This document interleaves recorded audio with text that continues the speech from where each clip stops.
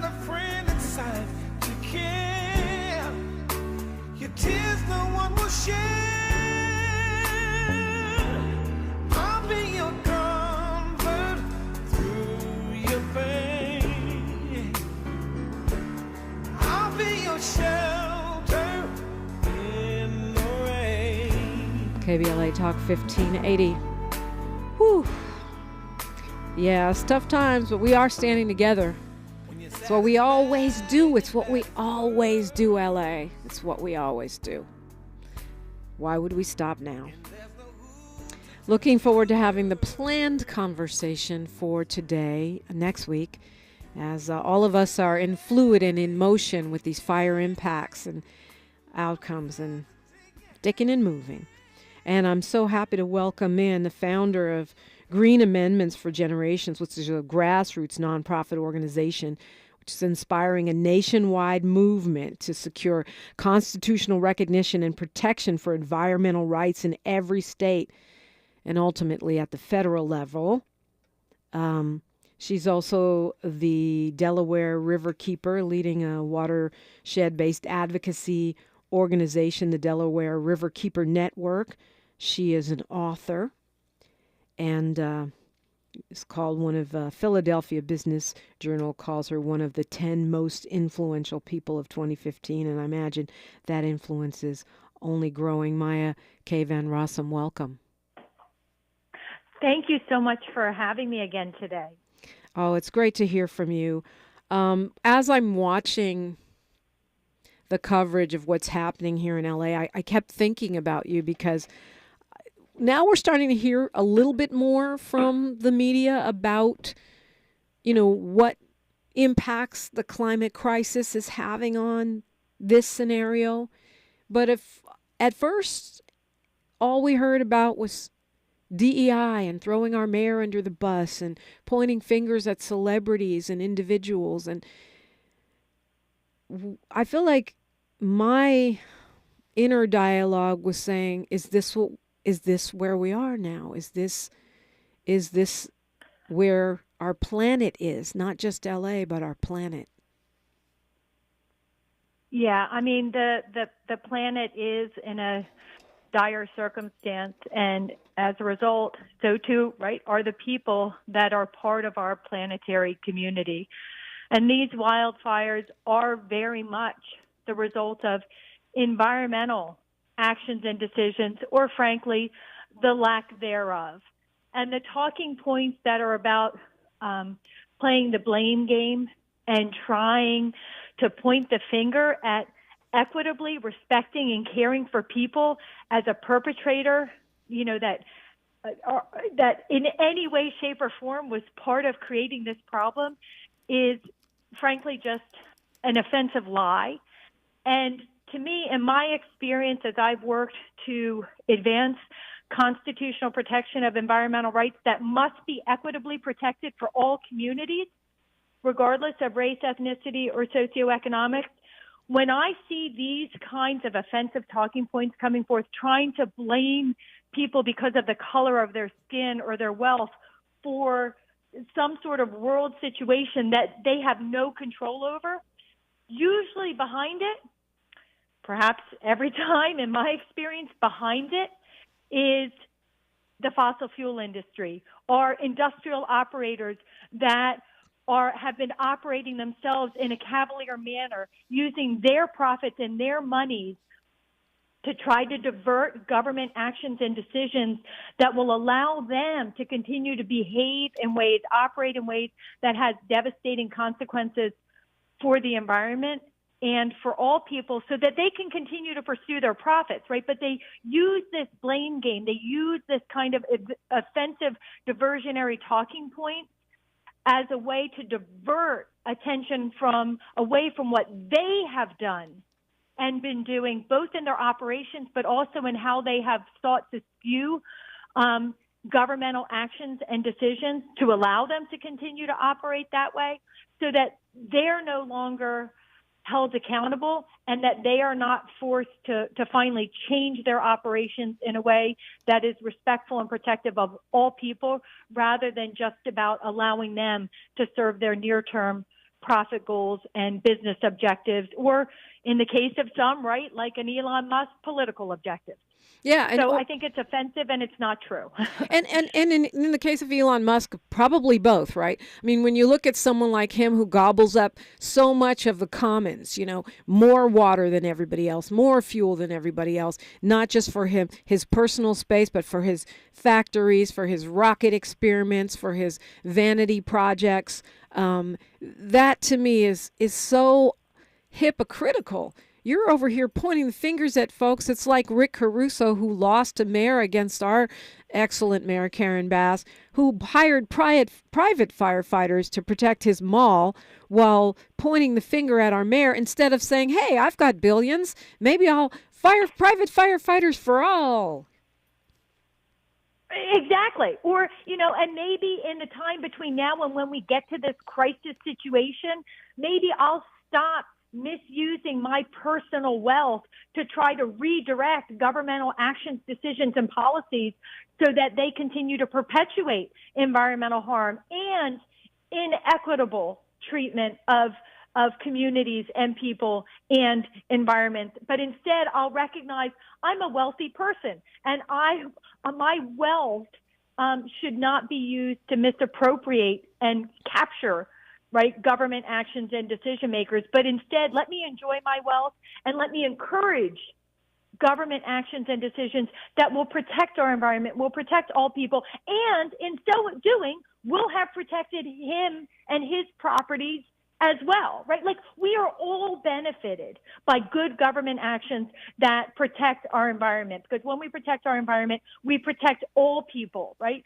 Not just people of wealth, not just lower income people, not just people of one color or another. When we protect our environment, we protect all people. So these selfish, wealthy people who have been using their monies to capture our government to advance actions and decisions that have destroyed our environment and resulted in things like the ongoing devastating wildfires.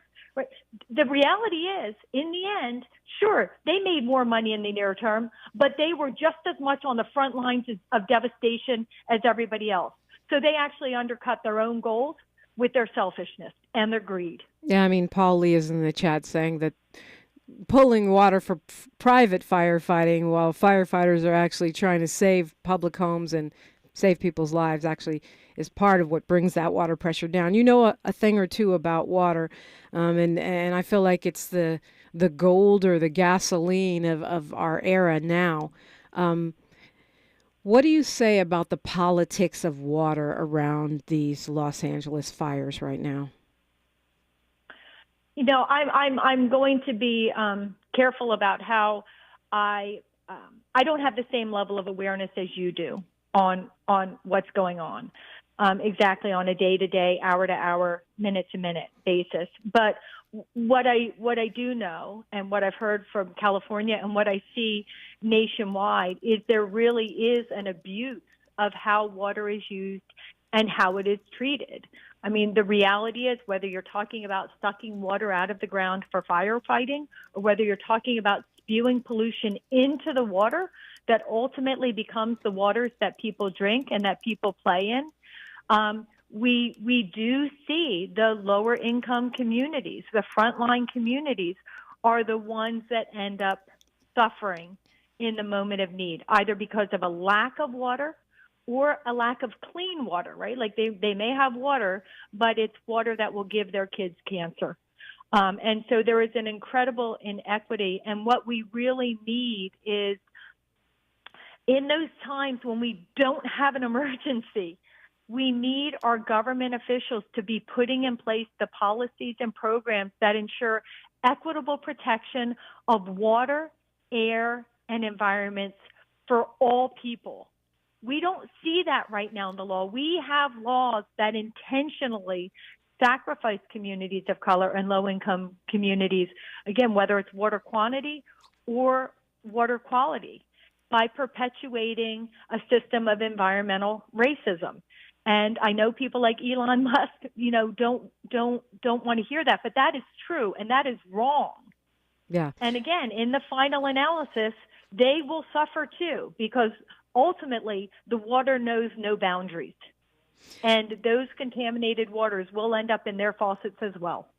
A lot is going around on social media right now. There's an article in Mother Jones that breaks it down very well about Linda and Stuart Resnick in California. You can't own water, but you can own water rights.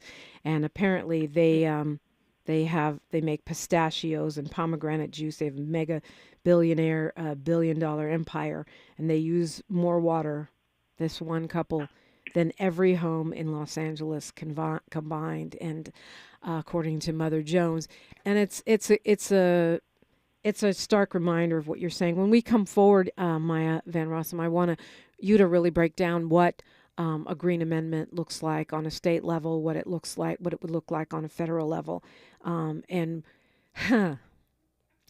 how we fight for such as that in the administration that is being sworn in on Monday. That's next on KBLA Talk 1580.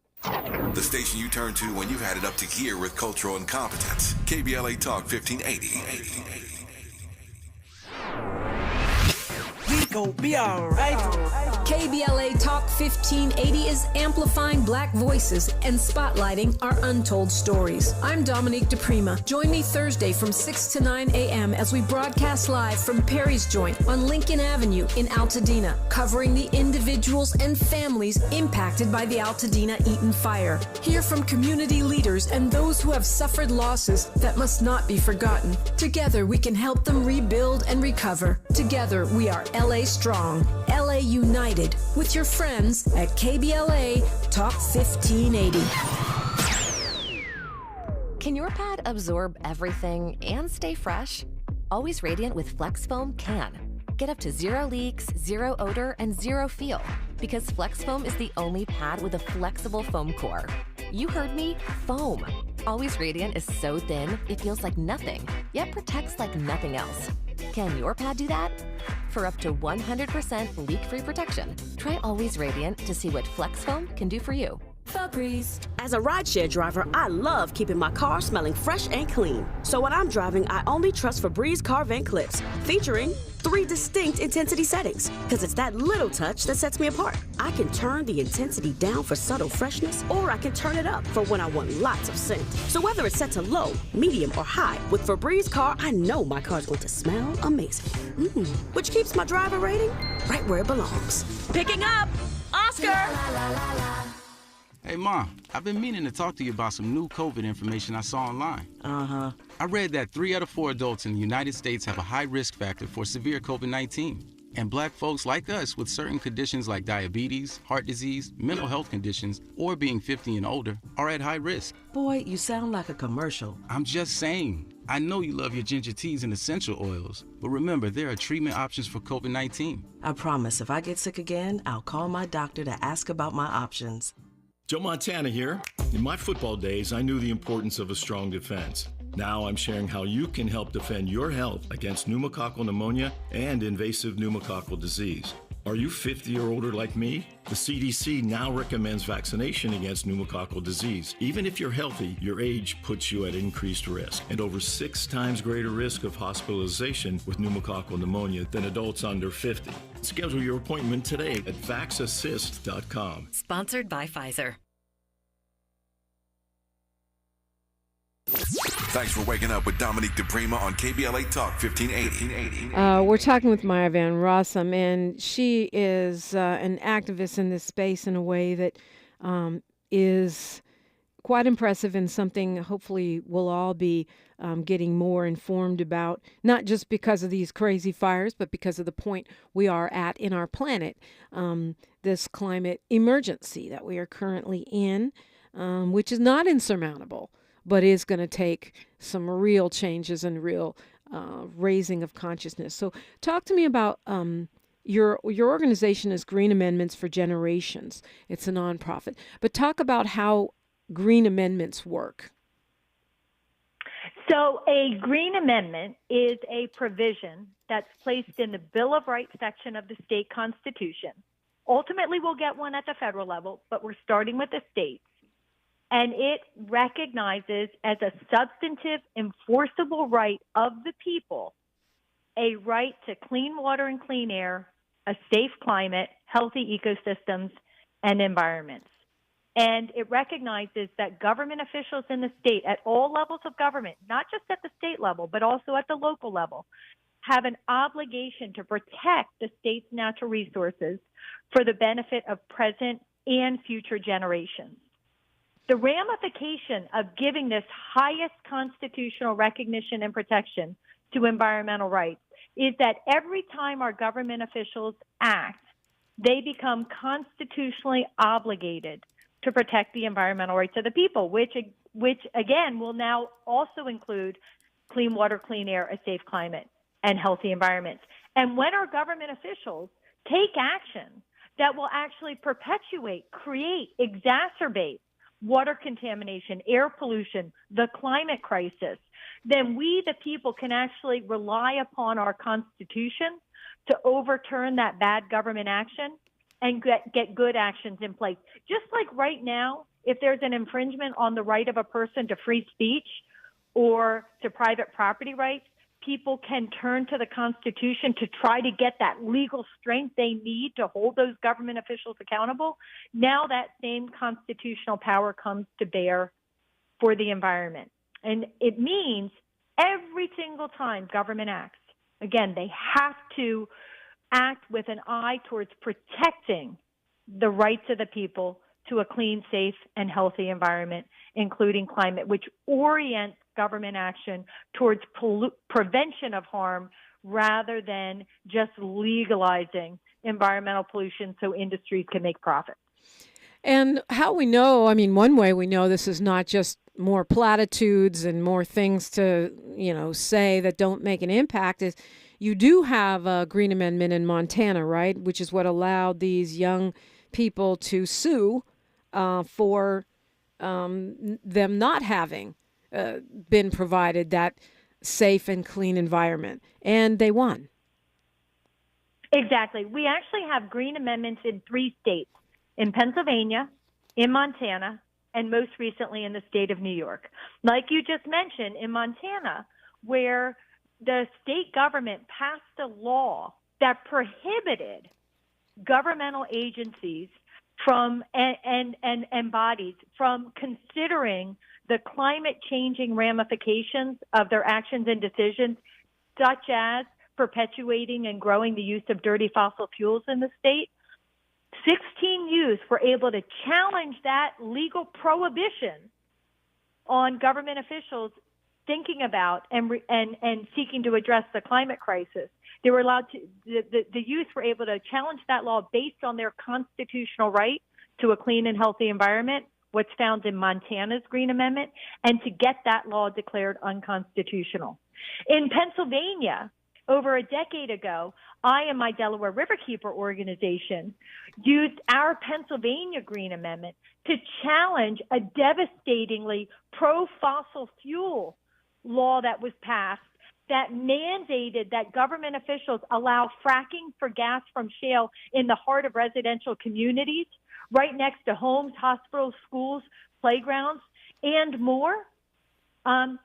We were able to use our Green Amendment to challenge that devastating pro-fossil fuel law and also have it declared unconstitutional. So before that law went into place and allowed devastating fracking operations to be built as close as 300 feet from people's homes, we stopped the law before it even started. And those are just 2 examples of how Green Amendments can allow people to challenge government taking action at that highest governmental level and actually win the day to protect the people.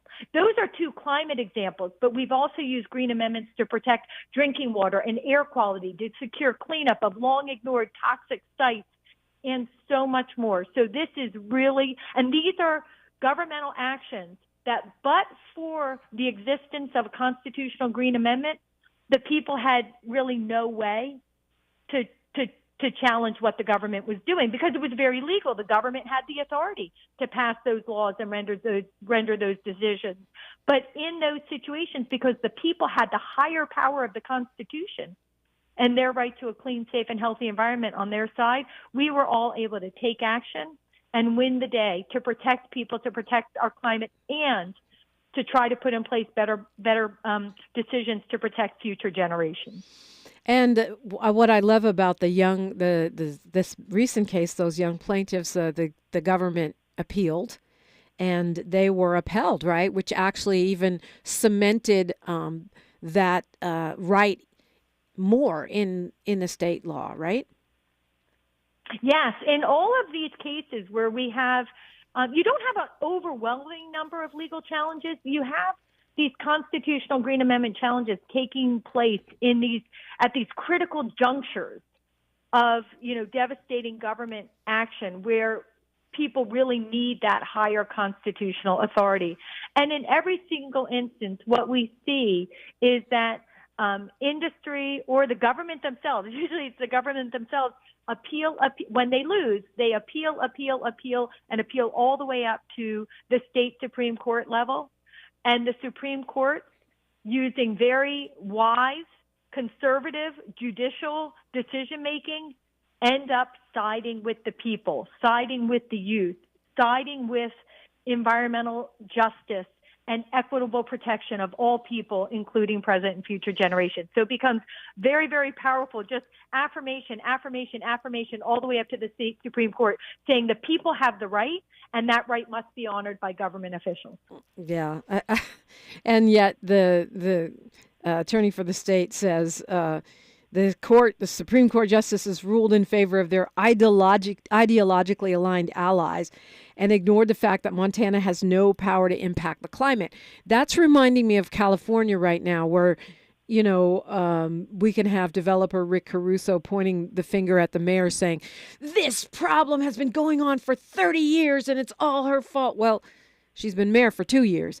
But what we're talking about, is, these, what do you mean? It's like they're like in denial, or there's some kind of weird craziness going on. Like, you can't partition off your air. You can't partition off your water. You have to deal with your infrastructure in a way that's clean and safe. And if we don't invest in those projects, as we see, the president-elect threatening to undo the infrastructure project, the bipartisan bill that Biden was able to pass, threatening to try to undo that and take away this greening of our infrastructure. You can't section off the air. Like you said, Maya and Rossum, all of them are going to be breathing the same trash. When California's on fire, guess what? Your little super luxurious backyard, Ms. Kardashian, is going to have the same crappy air as the folks, the poor folks down the block. Exactly. And, the beautiful thing about the constitutional Green Amendment approach is it recognizes two things. One, it recognizes that these big problems, that we face when it comes to the environment, like the climate crisis, like, drinking water contaminated with dangerous toxins, again, that give people cancer, or air quality where that spark a heart attack or an asthma attack or a devastating stroke when people take in a breath of air. Green amendments recognize that those situations are the result of cumulative impacts with government officials, across the state, across the nation, around the world, all taking bad actions, right, that contribute harm, and that over time, the accumulation of pollution and the devastation wrought by those impacts comes together and creates a collective harm for everyone. But what a Green Amendment also recognizes is, by virtue of that truth, if every time every government official within a state, across the nation and around the world takes responsibility to ensure that their actions don't contribute to the devastating water, the devastating pollution for the water, the air, or the climate crisis, that the cumulative benefits also can have the beneficial effect of preventing a climate crisis or addressing a growing, situation of climate change, cleaning up the water, cleaning up the air, right? And so green amendments are about ensuring that every time government acts within a state, that they are taking responsibility for their contribution of harm or benefit when it comes to the environment. And that if, my belief and I think it's borne out by reality, is that if we had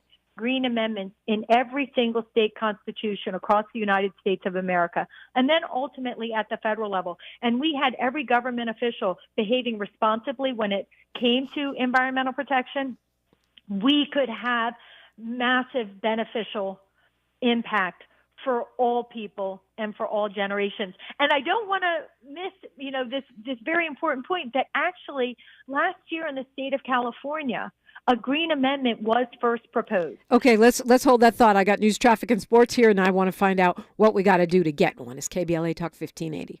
She's reclaiming her time on KBLA Talk 1580. More First Things First with Dominique DiPrima when we come forward. I'm Bree Wood with 4 things you should know from BIN News. Looting during the Los Angeles wildfires has led to nearly 30 arrests by the Los Angeles County Sheriff's Department. Sheriff Robert Luna has requested National Guard assistance due to the increased arrests. In the midst of a war with Russia, Ukraine President Volodymyr Zelensky is offering to send firefighting help to Los Angeles. Zelensky says 150 of the nation's firefighters are already prepared. Senate confirmation hearings for President-elect Trump's cabinet picks are scheduled this week. Key hearings include former Fox News host Pete Hegseth for Defense Secretary and South Dakota Governor Kristi Noem for Homeland Security Secretary. And the Southeast is recovering from its biggest winter storm in years, with parts of Arkansas and Oklahoma receiving over a foot of snow, Texas seeing 10 inches, and Memphis recording 7 inches. I'm Bree Wood on the Black Information Network, your home for Black News First.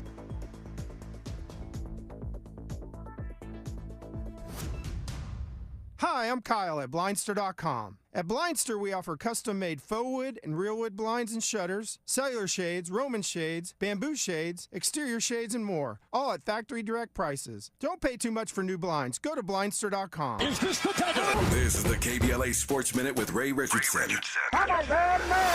Tonight in Glendale, Arizona, the Rams and Minnesota Vikings will play the final playoff game in the NFL's Wild Card Weekend. The Rams are 2.5-point underdogs, 5 p.m. kickoff on ABC and ESPN. The winner plays at Philadelphia next Sunday.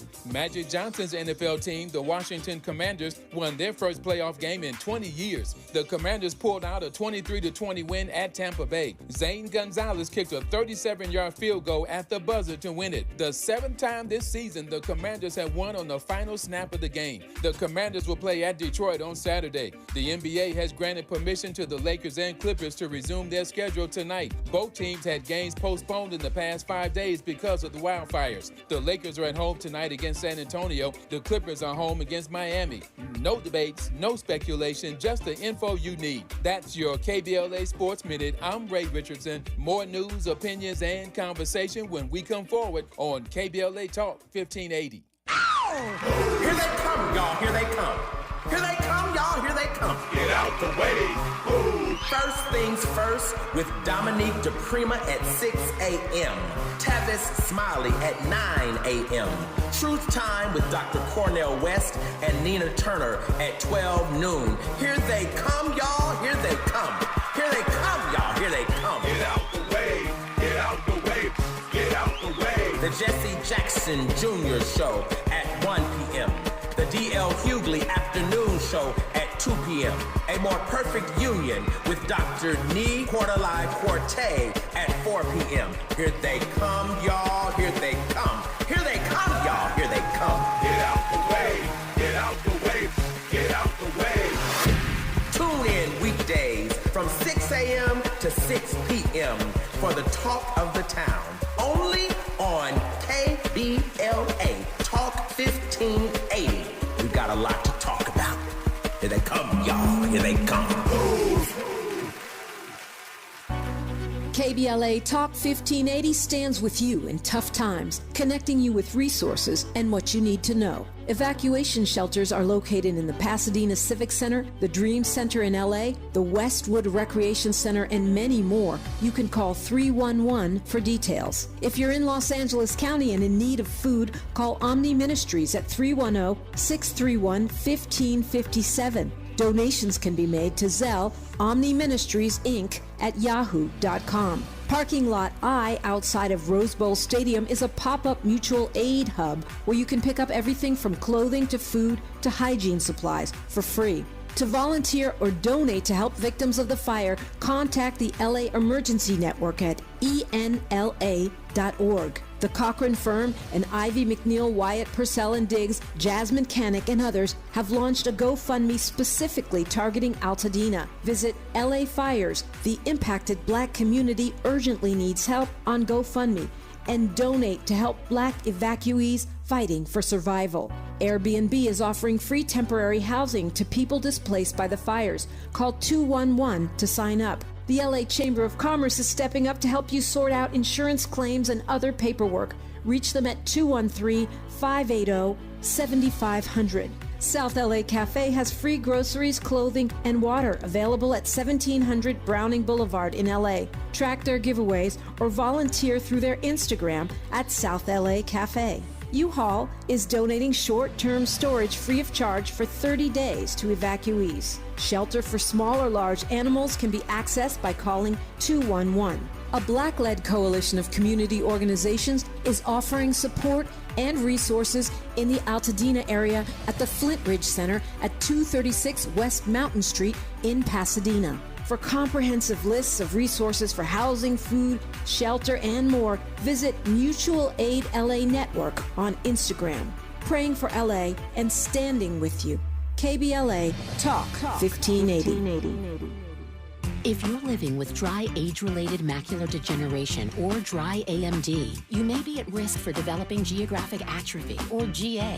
GA can be unpredictable and progress rapidly, leading to irreversible vision loss. Now there's something you can do to slow it down and get it going slower. Izervay is proven to slow GA progression. Izervay gets GA going slower. Izervay or avacincaptad pagel is a prescription eye injection used to treat GA. Don't take it if you have an infection or active swelling in or around your eye. Izervay can cause eye infection, retinal detachment, or increased risk of wet AMD. Izervay may temporarily increase eye pressure. Your vision may be impaired after an eye injection or exam. Don't delay. Ask your doctor about Izervay today. Izervay gets GA going slower. Visit Izervay.com. That's IZERVAY.com. We knew you'd stick around. This is LA's home for progressive talk radio. Be heard. Welcome back to KBLA Talk 1580. Welcome back indeed. We're talking with Maya Van Rossum and her work around these green amendments with her nonprofit organization called Green Amendments for Generations has been bearing fruit. As we were speaking of before News, Traffic, and Sports, you said we tried it in California and failed. It seems crazy because people think liberal California, but yet why do we not have a green amendment? Well, it's very interesting. For years, people have been said, is there a green amendment proposal in California? And I've had to say, no, much to my surprise, there isn't. Because we have proposals from coast to coast in 19 states. And so California wasn't as early as many others, but California did come to the Green Amendment table last year, and Assemblymember Bryan did put forth a Green Amendment for consideration within the state. Now, it didn't make it through the process. It needed to get a 2/3 vote of each of the legislative houses, and then it would have gone before the people for a vote. So it didn't make it very far, but the truth is it's a constitutional amendment. And so it is a higher bar to get a constitutional amendment than it is to get just another law passed. On the other hand, when you get the right to clean water, clean air, a safe climate, and a healthy environment added to the Bill of Rights of your state constitution, because you've gone through this higher hurdle of process, you're unlikely to ever use it or to ever lose it. So you're unlikely to ever lose it. So it does take a little longer, but it's worth that extra effort because of the staying power and the incredible legal strength of getting that constitutional right. And knowing Assemblymember Isaac Bryan, who happens to be my assembly member, he ain't giving up. So we haven't heard the last of this. But what does that look like, fighting for these amendments, particularly at the federal level, given who's getting sworn in on Monday?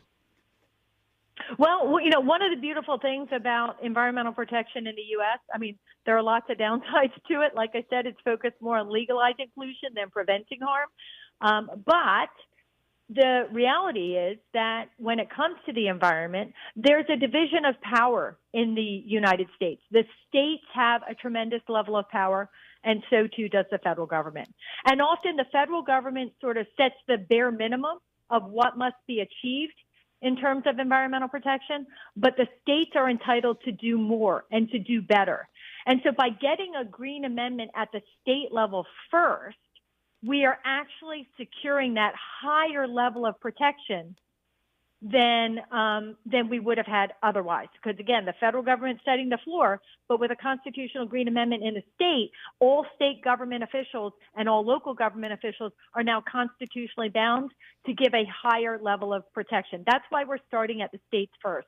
As you've sort of indicated, if we tried to go for a federal green amendment right now today, we know that we don't have the ground game in place. We don't have the foundation in place necessary to achieve success. But in my opinion, we don't need it to get that higher level of protection right now in the near term. By going state by state by state, where constitutional amendments are much more accessible in the near term, we are getting a higher level of protection across the board when it comes to environmental rights. And once we get this power at the state level really building and going and growing and amendments being passed, we'll be in a better position to pursue the federal amendment in the coming years. And so when we see the incoming administration saying they are going to get rid of or gut the Environmental Protection Agency, even though the Supreme Court has already taken away a lot of their power, when we hear about their war on environmental protections and the greening of our infrastructure, these amendments would not be subject to any of that unless they directly attacked them and tried to have them repealed. Right. And even then, the ability at the federal level to attack a state constitution and get it stripped away and undermined is difficult. Now, there will be places and spaces if the federal law and the state law come into direct contravention with one another, and the federal government has said very clearly the states may not act in this space. For example, like they've done with regards to natural gas pipelines that cross between states, the federal government has said the states have no authority. And so in those situations, the value of a state green amendment is quite limited. But in almost every other area of environmental protection, right, the states do have authority, and the federal government cannot just walk in lightly and strip it away, and certainly cannot walk in and strip away a constitutional provision added to the state constitution. So we do, as you said, there is a war on the environment at the federal level. It is not new. We have not seen the kind of critical federal commitment to environmental protection that we've needed for many, many years. And as you said, in recent years, the Supreme Court has already started to strip away essential protections. And we know that the Trump administration is going to go even farther. And that's why it is so important that we all turn back to our states, where we have much more control and much more power as people to secure change. And we focus on getting these constitutional green amendments passed, so that while the federal government is ripping away the floor of protection at the state level, we are lifting up that base floor of protection by virtue of a state constitutional right in the form of a green amendment. Yeah, maybe I should have started here, because I say, well, these fires that are raging, and which were on the highest level alert for the winds to pick up starting at 2 o'clock in the morning tomorrow. 4 o'clock is when the official alert goes. That I'm making it seem like everyone understands why climate is contributing here.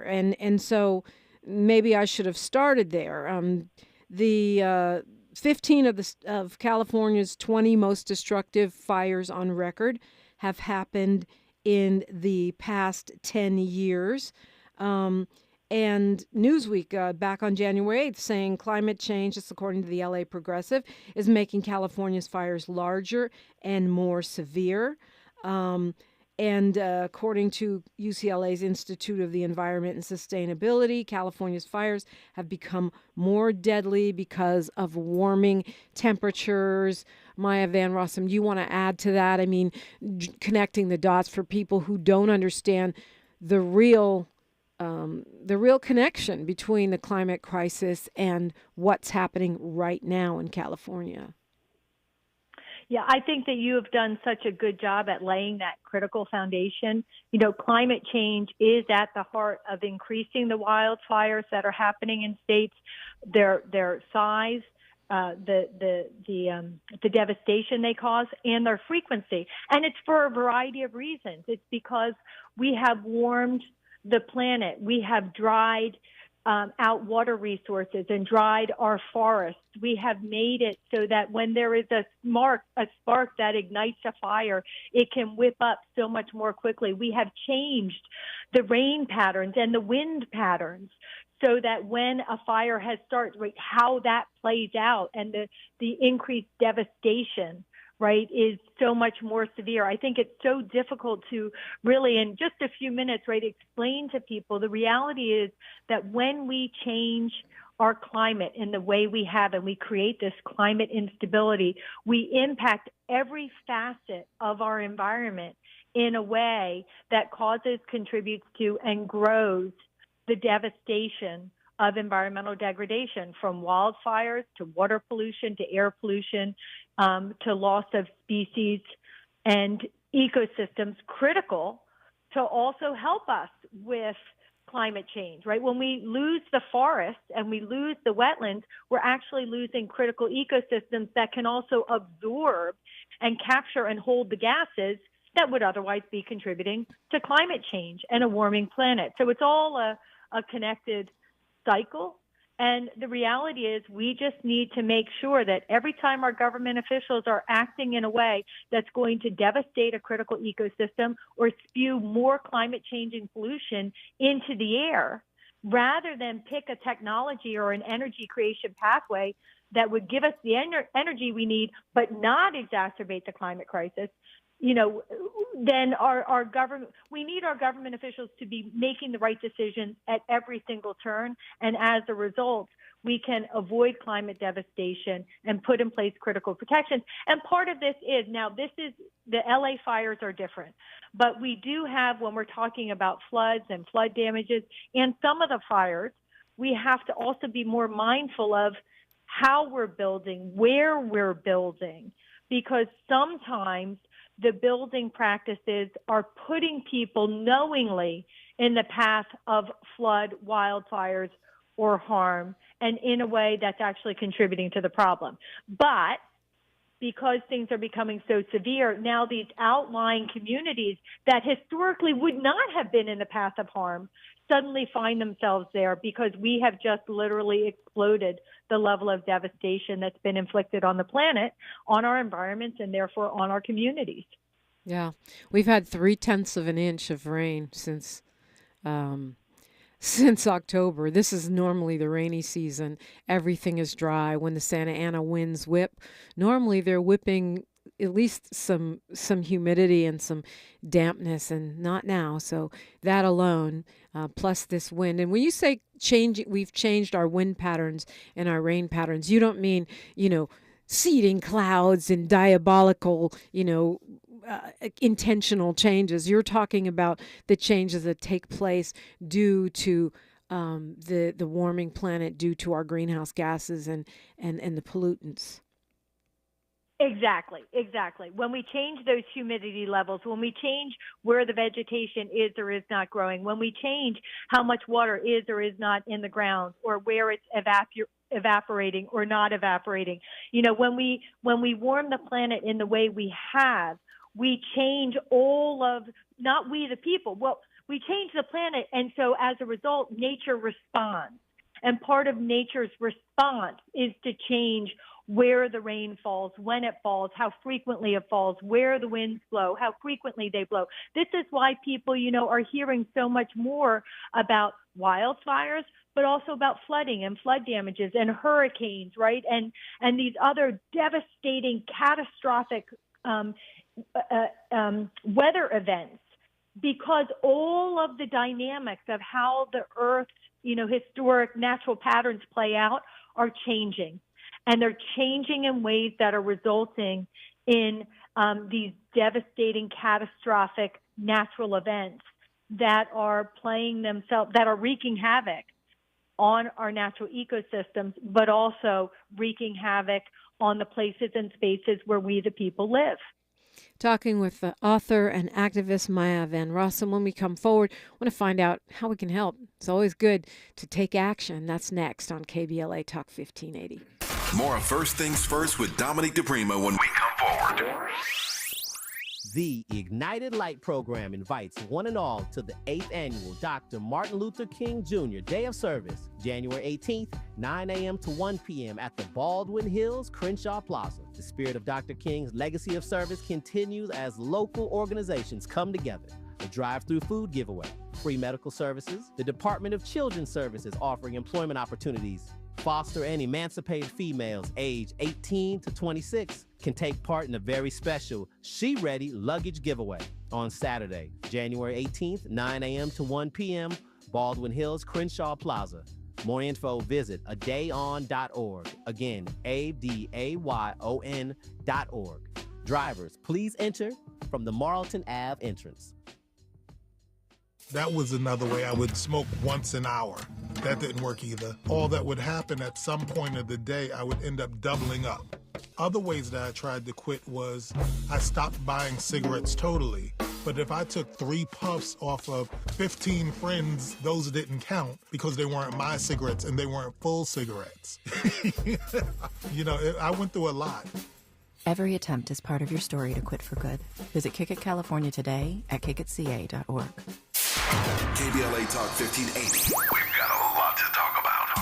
KBLA Talk 1580, connecting you with services and solutions. LA County's new Justice Care and Opportunities Department, or JCOD, is here to support justice-involved individuals and their families. The JCOD Support Center is now taking calls at 1-833-LACJCOD. That's 1-833-522-5263. Available 7 days a week from 6 a.m. to 11 p.m., the Support Center is your one-stop shop for re-entry issues and court support. They offer court reminders, connections to local services, transportation assistance for housing, court appearances, and childcare. The JCOD hotline provides personalized help to connect you with services that you need. And don't forget to check out justiceconnect.org for more information. Remember, it's free and available every day at 1-833-522-5263. This is a community call to action from KBLA Talk 1580.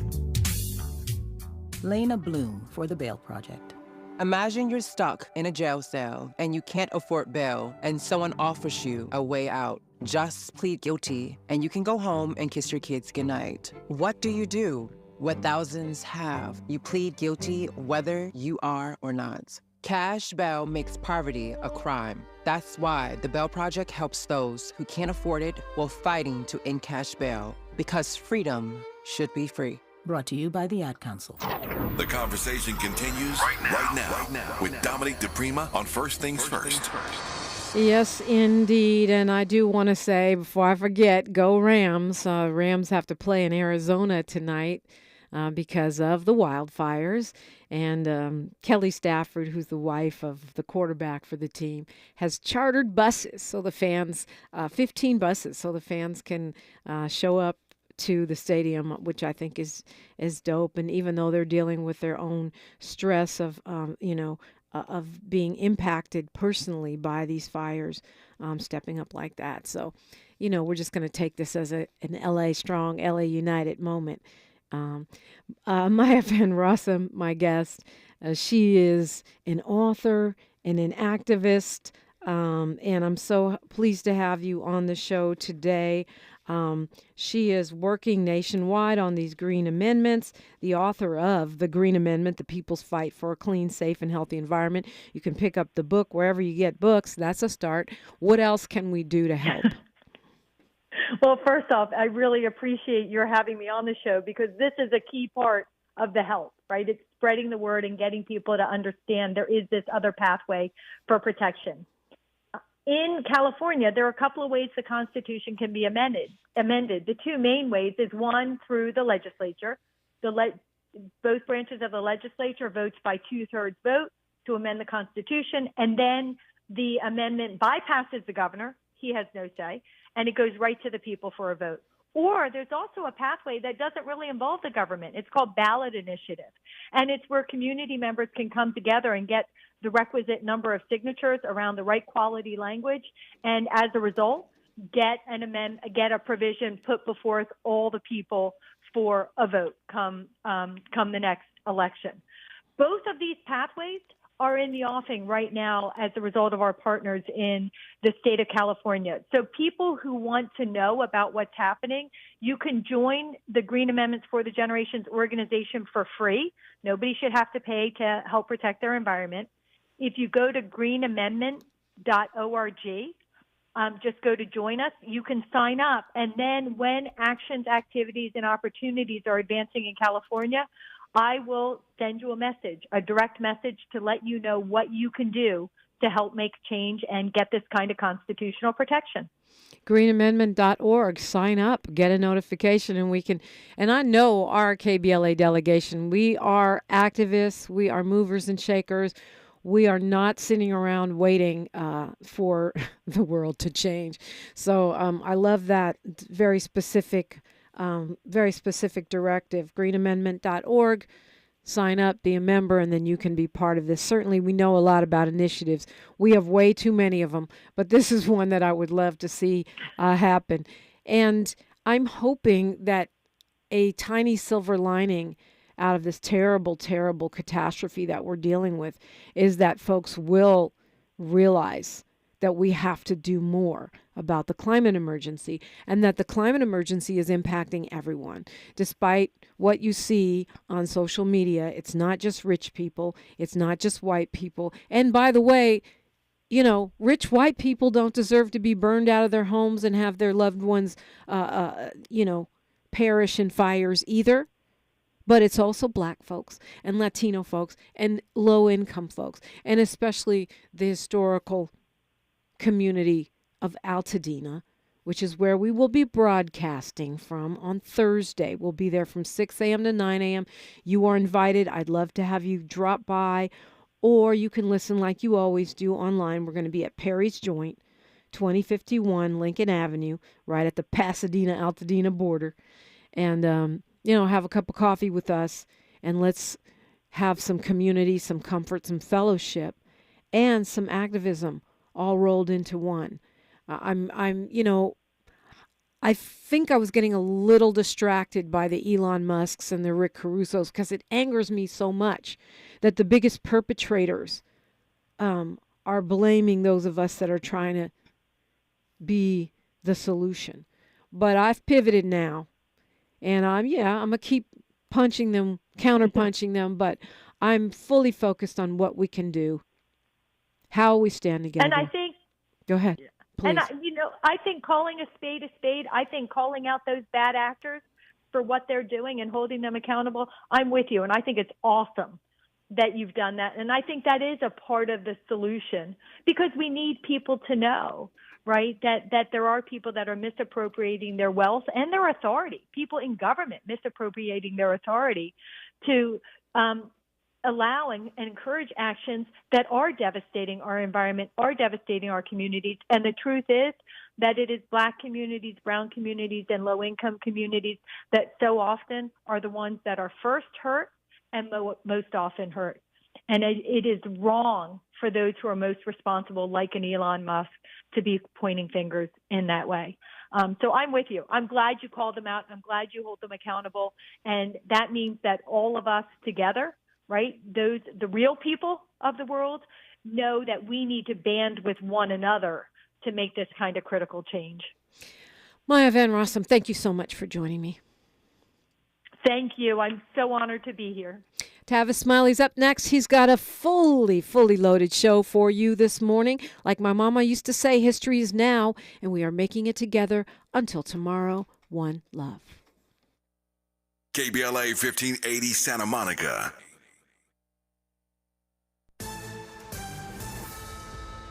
I'm Bree Wood with 4 things you should know from BIN News. Looting during the Los Angeles with Russia, Ukraine President Volodymyr Zelensky is offering to send firefighting help to Los Angeles. Zelensky says 150 of the nation's